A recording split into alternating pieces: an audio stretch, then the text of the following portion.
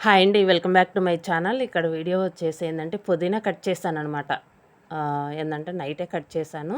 ఇవేందంటే బాగా కుండీలో వచ్చేసి కొమ్మలొచ్చేసి బాగా పొడవుగా వచ్చినాయండి లెంతీగా. అవేందంటే మరీ పక్కకు వంగిపోతున్నాయనమాట. అవేందంటే ఇంక నేను పొడవుగా వచ్చినయి ఏందంటే కట్ చేశాననమాట. కొంచెం చుట్టూ పొడవుగా వచ్చినయన్నీ కట్ చేసి ఇంకా విడిగా తీసి పెడుతున్నాననమాట. ఇవేందంటే పుదీనా రైస్ చేద్దాంలే అని చెప్పేసి ఇంకా మామూలుగా అయితే చట్నీ చేద్దాం అనుకున్నాను. కొంచెం కొత్తిమీర అది కూడా తెప్పించి కొంచెం బావుంటదండి పుదీనా అండ్ కొత్తిమీర చట్నీ. చాలా బావుంటది. కానీ ఈసారి ఏందంటే పుదీనా రైస్ చేద్దాంలే అని చెప్పేసి ఇంకా ఆకులు గిల్లి పెడుతున్నాననమాట. ఇవేందంటే కొంచెం విడిగా తీసి పెట్టుకోవాలి గదా! ఇదేందంటే నైటే ముందు రోజే తీసి పెట్టుకున్నానండి. మార్నింగ్ వచ్చేసి లేట్ అవుతది గదా! కొంచెం పుదీనా వచ్చేసి లేట్ అవుతది గదా! ఇవన్నీ గిల్లుకోవాలంటే ఆకులది. అందుకని నైటే తీసి పెట్టుకున్నాననమాట ఈ ఆకులన్నీ. తీసి పెట్టుకొని ఇంక ఫ్రిడ్జ్‌లో పెట్టేసాననమాట. ఇంకా తెల్లవారేందంటే ఇంక మిక్సీ యేసుకున్నాననమాట. కొంచెం ఆకులొచ్చేసి కొద్దిగా వాటరేసేసి మిక్సీ యేసేసాను. ఇక్కడొచ్చేసి చాలా ఫ్రెష్‌గా ఉందండి. అసలు పుదీనా అయితే చాలా బాగొచ్చింది. అసలు పెద్ద గార్డెన్‌లో నాటింది గూడా ఇంతగా రాలేదు. అసలు చిన్న కుండీ అనమాట. బాగొచ్చింది. ఒక్కొక్కసారి బాగొస్తాయండి చిన్న కుండీలైనా సరే. ఇంకా ఇక్కడొచ్చేసి నేను జీడిపప్పు వేయించుతున్నాననమాట. ఒట్టి పుదీనా రైస్ ప్లెయిన్‌గా ఉంటది గదా! అందులోకి ఏందంటే కొంచెం జీడిపప్పు పలుకులు తగులుతా ఉంటే బావుంటది గదా! పిల్లలు ఇంట్రెస్ట్‌గా తింటారని చెప్పి నేను జీడిపప్పు వేయించుతున్నాను.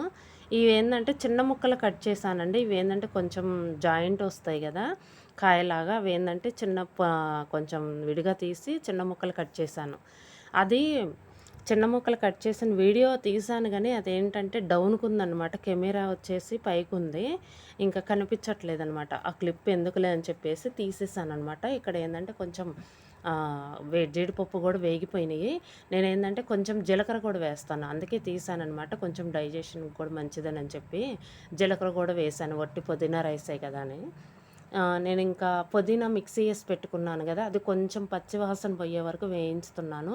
యాక్చువల్‌గా అయితే మామూలుగా అయితే డైరెక్ట్ మనం గిన్నెలో వేసేసి నెయ్యి వేసిన తర్వాత జీడిపప్పు తీసి ఇంకా డైరెక్ట్ మనం ఇది పోసేస్తాం కదా!